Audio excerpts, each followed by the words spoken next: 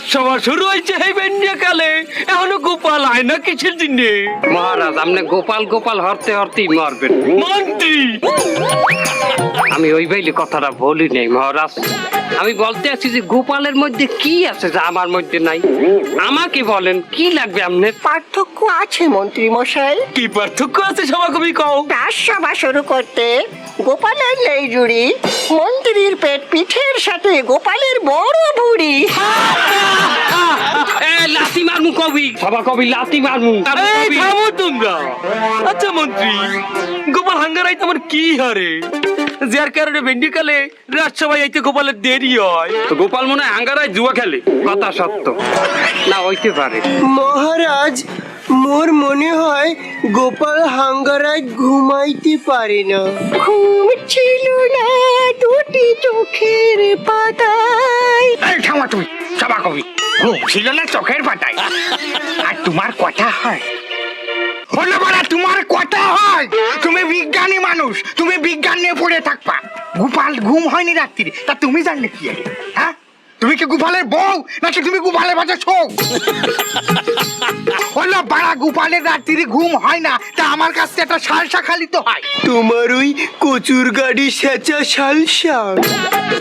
সারা মানে কিন্তু বিজ্ঞানী দাড়ি মোজ পায়ে গেছে, যেন তোমার আজকেল হলো না। রাত সবাই বসে কি কথা করতে হয় বোঝো না? থামো তোমরা, আমি কত টেনশনে আছি। আচ্ছা সভাকবি, তুমি একটা কবিতা কও দেখি, আমার মনোরঞ্জন করো। রাজসভায় দেরি করে মোদির গোপাল ভার, রাজা মশাই গাবি হলে গোপাল হবে ষাঁড়। সভাকবি একটা লাথি মার, আর লাথি মার।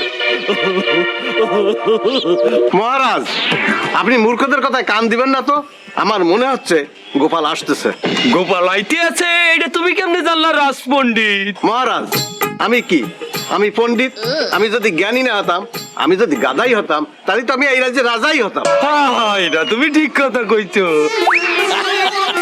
রাজ পণ্ডিত মূর্খের মতো চেঁচাবেন না রাজা মশাই। আমি তো টের পাচ্ছি গোপাল আসতেছে। ওই যে পা ঘুষে ঘুষে খড়ং পায়ে দিয়ে আসতেছে, আমি তো টের পাচ্ছি।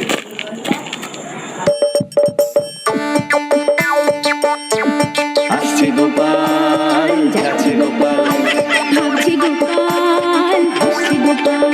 চলে না রে, চলে না রে, চলে না রে, চলে না। হাসির রাজা, জ্ঞানের রাজা, রসিক রাজা গোপাল ভাঁড়। হাসির রাজা, জ্ঞানের রাজা, রসিক রাজা গোপাল ভাঁড়।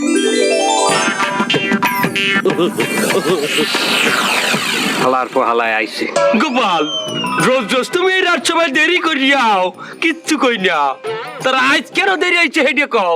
শোনেন মহারাজ, আমার বুদ্ধির কাহিনী, আমার বুদ্ধির বারে এখন অনেক কিছু অনেক জায়গায় হইয়া যায়। কালকে রাইতে ঘুমাইছি, ঘুমের ঘরে স্বপ্নেতেই আমি ছোট করে গেছি, ছোটটা করতে ছোট করে গেছি করছি, কিন্তু বেন্যাকালে ঘুম দুইটাতেই ওটা বিছনায় হইয়া গেছে। তারপর মহারাজ শোনেন, গিন্নি টের পাওয়ার আগে আমি খাতা কাপড়টি ধুইয়া হিয়া হুগাইয়া পরে ধুইয়েছি, যাতে গিন্নি টের না পায়। মহারাজ, আপনি এই ভুটকুর কথা বিশ্বাস করবেন না। ওই মিথ্যা সিটটা বানাইছে না এই কথা কয়। মহারাজ আপনি আমার কথা বাদ দেন, আমার কালে দেখেইলাম মুর্শিদাবাদের নবাব আইতে আছে, এর যে রাগ, এই রাস্তায় যে আরে ভাই আরে একটু কিল দেয়। ও মন্ত্রী, এই নবাব আবার এই সময় এই কৃষ্ণনগরে কেন? এটা আমি কি করি কম, এটা আপনার গোপাল আব্বার জিজ্ঞেন। মন্ত্রী না মানে টোটকা গোপালের গোপাল বারের জিজ্ঞেন। ঘিরে কৃষ্ণচন্দ্র, ওটা লাগবে না, বসো। চারিপাশের রাজ্য থেকে তোমার রাজ্যের যে দ্রব্যমূল্যের যে দাম, সেটা কি তুমি জানো? কত বাড়িছো খোঁজ রাখো তুমি?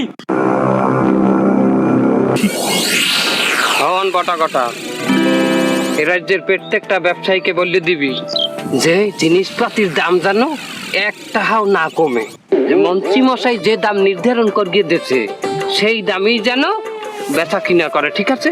মন্ত্রী মশাই, তা আপনি যে দাম নির্ধারণ করছেন ওই দাম তো মেলা বেশি, তো ওই দামে আমরা কেমনি কিনে খাবো? আমাকেও তো কিনে খাওয়া লাগবে।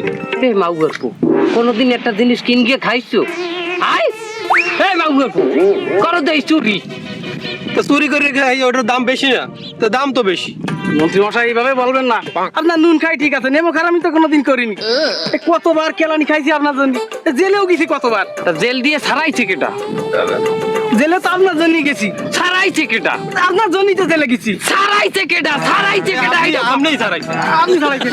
যা প্রত্যেককে কই দিবি যে মন্ত্রী যে দাম নির্ধারণ করছে ওই দামে যেন বেচা কিনে করে, আর মন্ত্রী এসে টাকা কালেকশন করে নেবেন।